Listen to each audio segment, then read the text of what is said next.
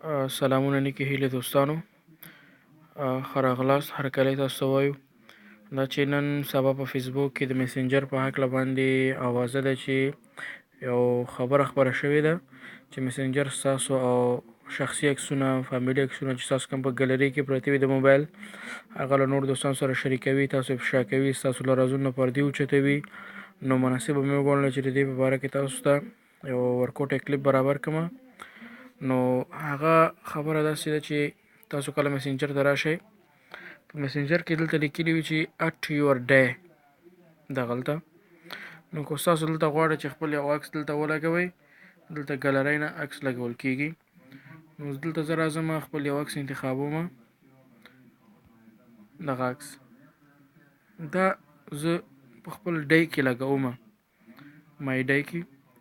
دلته ګورئ تاسو د مای ډی this will appear in message for یعنی مطلب دا چې د عکس تاسو لپاره دلته چې تاسو په مای ډی کې لګوئ د څلېرویشت ساعتونو لپاره پاتې کېږي. چې کله ته دا اپشن دلته ټیک مارک وکئ بیا 40 ساعته لپاره پاتې کېږي.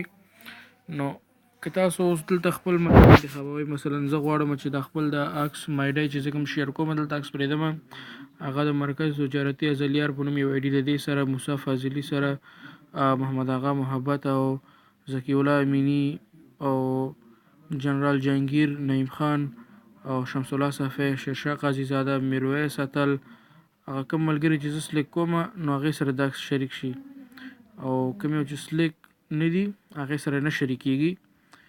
نو زه اوس دلته خپله یو عکس په مای ډی کې پرېږدم، 3 ملګري مې انتخاب کړه. دلته زما دا عکس دلته په مای ډی کې اوس شیر کېږي.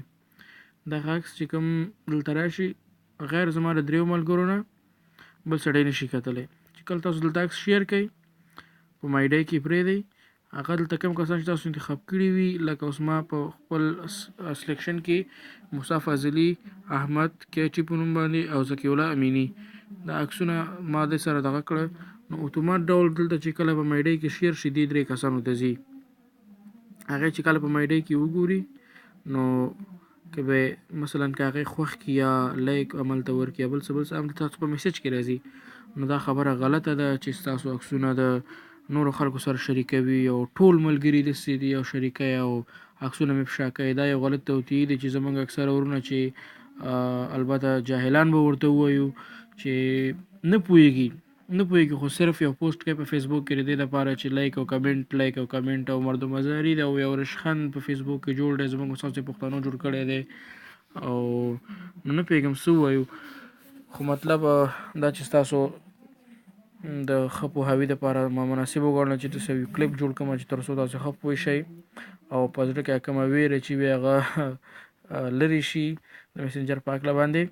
نو زما دلته مای ډی شیر کړه، زما د 3 ملګرو نه غیر چې کوم ما سلیک کړه هغې نه بغیر بل څوک نشي کتلی. نو دا یو لنډ کلیپ اوس تاسو د ښه پوهاوي دپاره او په دې هیله چې تاسو د خوښې وړ وګرځي او د زړه تسلي مو پرې وشي.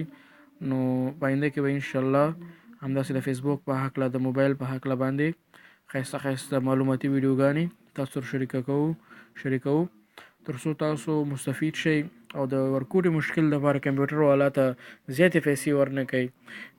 په موبایل کې ډېر واړه مشکلات ستونزې وي، زموږ ورونه نه پوهېږي، تعلیم نه لري، نو هغه لاړ شي کمپیوټر والا ته په بازار کې یا مستري ته د ډېر ورکوټي مشکل ډېر ورکوټي ستونزه وي چې تقریبا 5 دقیقې 2 دقیقې 3 دقیقې کار غواړي، خو کمپیوټر والا یا موبایل ټیکنیک والا چې کوي د زموږ د ناپوهۍ نه ډېره ښایسته او ډېره ښه استفاده کوي. ورکوټي ستونزه به وي، دا چې موږ نه پوهېږو هغې ته موبایل ورکړو هغه ته غټه ستونزه جوړه کړي موږ ته، ورته وایي چې دا ځای داسې دی او دا ځای هغسې دی، 500 روپۍ پرې راځي یا 1000 افغانۍ راځي یا 500 افغانۍ راځي، خو مطلب هغه ټول 50 افغانۍ مصرف هم نه غواړي. موږ خپله کولی شو موږ خپله هغه ستونزې حل کړو. نو د دې لپاره چې د نورو ښایسته ویډیوګانو نه زموږ مستفید شئ، زموږ چینل سره سبسکرایب کړئ او ویډیو نور هم شیر کړئ، نور دوستانو ته هم ولیږئ چې هغه مستفید شي. والسلام، خدای په امان.